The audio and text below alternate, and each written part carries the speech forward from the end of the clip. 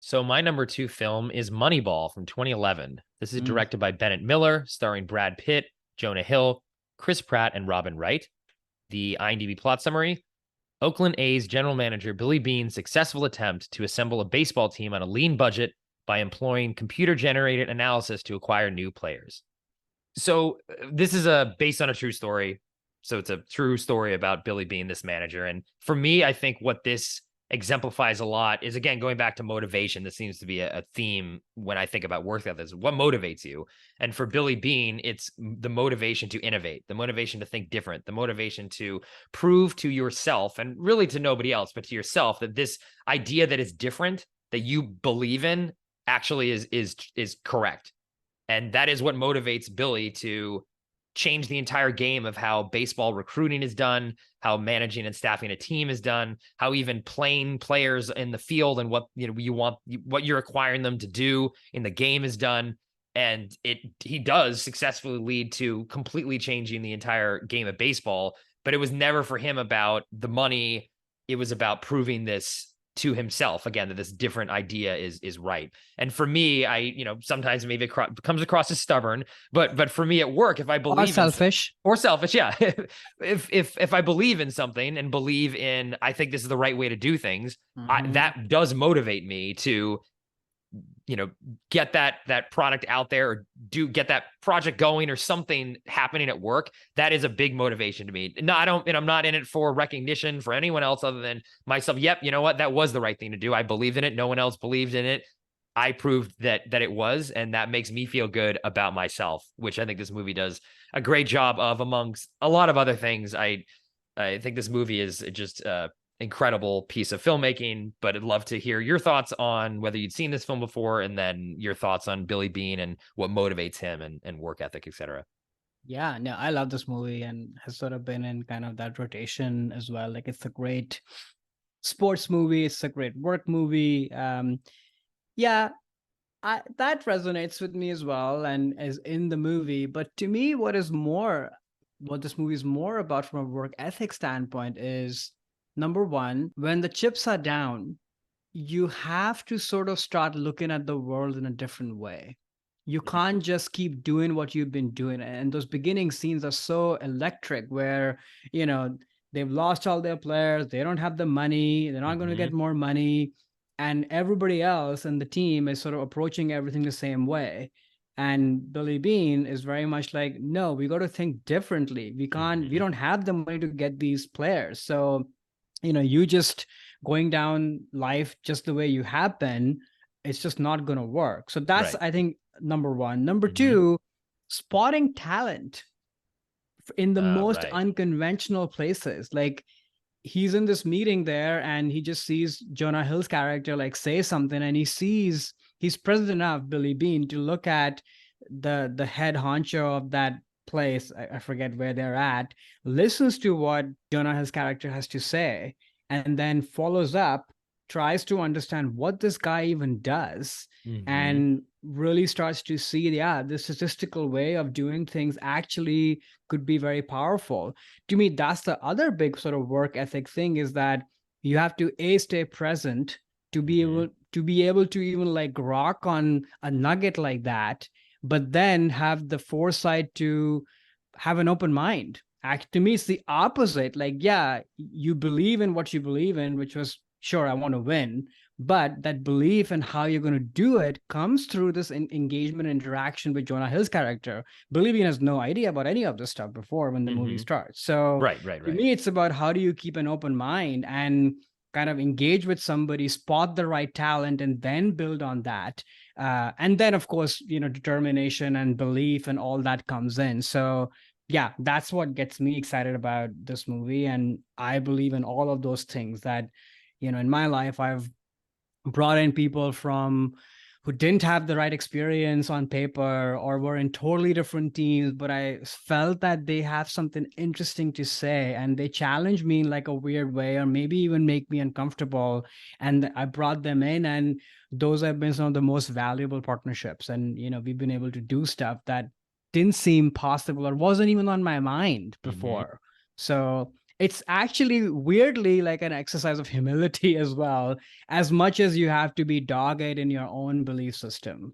No, for sure. And I think that the attraction that Billy Bean has to Jonah Hill's character, who's the analyst that helps him sort of the math behind his Right. theory of Moneyball, is that same mentality of thinking different and motivation that is not the same as the motivation that the rest of at least the Oakland A's organization has. Like Right. Jonah Hill loves math and statistics, and that's just his love of that is what is motivating him. Hmm. And Billy Bean is under the duress of the situation, is smart enough to realize, well, what can I actually impact?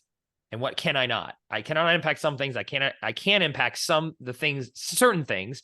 So I'm going to try to change those because right now, I think he even says at one point in the movie, like if we keep going down this path, we will keep just being a team that brings in the next star player, overpays them. They're going to leave immediately. Like they're Right. just a farm team for the bigger teams that have all the money. Because in baseball in the United States, there's a lot of disparity between teams like the Yankees and the Red Sox who win a lot of games and are storied institutions that have hundreds of millions of dollars at their disposal in terms of recruiting talent versus smaller market teams like Oakland A's. And there's a huge disparity in that. So Hmm. there are rich and poor teams. And I think that Billy Bean is one of the few people that like recognizes that fact and doesn't see it as a limitation. He sees it as something, a way to innovate. He can do something different. And that is what's driving him. And he's not about, it struck me that he wasn't even looking for, again, it wasn't about the money because at the end of the film, Boston Red Sox are trying to recruit him. We're Right. going to give him more money than any manager's ever been offered. And he turned it down and stuck with the Oakland A's throughout the rest of his entire management career because he's continuing to try to prove that he can make his theory work. Now, his theory eventually does actually give the Red Sox a win. I mean, amongst other things, but the movie tries to set it up as the Red Sox do win the World Series using Billy Bean's method. But he's not, if he was motivated by money, he would have left. And Right. I think that was a big moment for him. He wanted to change baseball, which is a very lofty, crazy goal. But that was what he keeps saying he wants to do. He's like, oh, it's not important even if we have this winning streak. If a winning season, all these things don't matter. What matters is we have to win the World Series because that's what will change baseball. That's what I want to do. And having that lofty, aspirational Mm-hmm. goal is also something that is a big motivator to me of just thinking something that you're probably never going to be able to do, but thinking that big and crazy and wild does really give me motivation a lot in what I work on instead of thinking small or thinking Right. as limitations as a negative thing as opposed to a thing that can force you to innovate. And Totally. I love that scene in the film where he's sitting there with his current staff of the scouts and they're all recommending, oh, this player. And he's like, look, I'm not trying to replace our first baseman. He's gone. He's never coming back. We can never replace him with one guy. What about this person? What about this person? We can put a mass of several people together that can do statistically what this one person did, and we can do it a lot cheaper. And just seeing the looks and the disdain that he's getting from the scouts, and no one's trusting him. There's all this pushback, but he believes, and he's going to find a way and push it and get it done. And it's a really inspiring, like this Very movie, like you inspiring said, is an scene. incredible baseball and sports movie, but also just a business movie and a relationship movie. And the movie's just, I mean, every time I see it, I'm like, this might be one of the best movies of this century It's so sort far. of a It's perfect movie just in a that masterpiece. sense. Yeah. Yeah. And he's so great. I think Oh my this God, might Brad be Pitt. Oh, his best best performance. I think so. performance of his Just career. incredible So performance. good. And I think he does the whole ex-jock, ex-athlete kind Mm-hmm. of thing really well as well. Like it's in his body, it's in his fabric. Mm-hmm. You believe everything. He's not Brad Pitt, but Mm-hmm. he still brings the movie star charisma to this role, which makes sense for a person like Billy Bean to have that. I have no idea what this person is in real Right. life. I didn't Yeah, look me him up, neither. but Yeah. Yeah. um, and then also, from a screenplay standpoint and how the movie is directed, like Bennett Miller is so good. He's Mm-hmm. made a handful of movies, and I think all of them are kind of, pretty much amazing. Yeah. Agreed.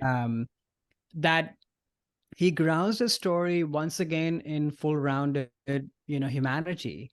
Like Mm-hmm. you get to see that, yes, Billy Bean is driven for all the things that you and I talked about, but he's also a haunted guy, actually. Yes. You Yes. know, his whole past to being recruited early in life, supposedly this kid, Wonderkin, who was going to do amazing things, and things didn't pan out the way Mm-hmm. Mm-hmm. he or his family thought, and that sort of left him. He's with a void. He's divorced. His wife Robin Wright has married a very funny Spike Jones. Amazing. I love his him in this It's movie so amazing great. whenever he does these kind of little, cameo roles, kind of Yeah, yeah. smarmy, rich, probably tech person Yep, that's what he comes somewhere. across as. Yeah, yeah. Exactly. Like, it's a classic sort of tech billionaire house as well. Like, it's so good.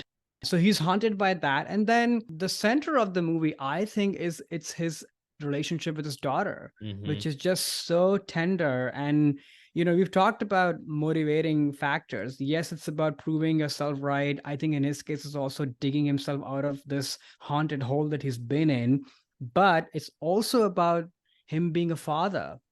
It's that song recording of his daughter in his daughter's voice, at least in the movie, Hmm. that makes him not one of the main things that doesn't make him take the job in Boston and leave Oakland, because he wants Right. to be a dad, he wants to stay there. So to me, like, that's, yeah, you can be very driven in work, but to me it's always about the whole picture. Hmm. And by staying there, I think he's healing from his hauntedness, that life is not just about proving that I'm right or winning at work. It's also about staying present for my daughter and being Hmm. there, Hmm. and there's more to it. So I love that message of this movie as well. And that's something that I've started to underline more and more in life with regards to work ethic, is that you can't just put this in a box.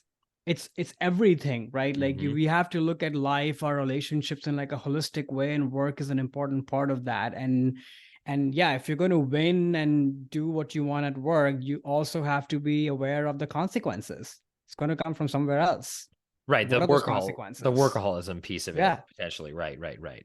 Right. And I didn't see And him. overdrivenness, right? Like, Right, what is right, it all right. about? Like, Hmm. I think it's important to check, at least for me, your ambition. What Hmm. is fueling that? And it's so easy to get caught up that I'm right, so I have to prove myself right. But at what point?